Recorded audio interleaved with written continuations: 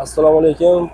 Texnik kanalimiz kuzatuvchilar. Mana Buxoroga kaselkalarimiz sotildi. 185lik 210lik kaselkalar bittasi bu G'ijduvonga, bittasi 185ligi Romitonga sotildi. Ularni yetib borgandan keyin xullas o'zimiz shopinlar bor, mana Buxorolik tanish akalar ularga pullarni beradi, o'sha joyda ko'rib texnikani tushirib olaveradi. 210lik Polshada ishlab chiqarilgan lecheskiy. Bunda 210likda pichoqlari bo'ladi, tenti bo'ladi, chodiri bo'ladi, kardani, tepadagi zashitnigi bo'ladi. Bunda ham 185likda ham xuddi shunaqa. Og'irligi 410 kg chiqadi. Bunda ham bu temirning ichida chodirlari bor, gidravlikaligi. Bu 210ligining og'irligi 50 million so'm.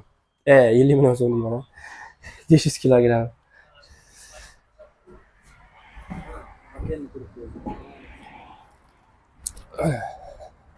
Xohlasa yo'lga chiqyapti akamiz.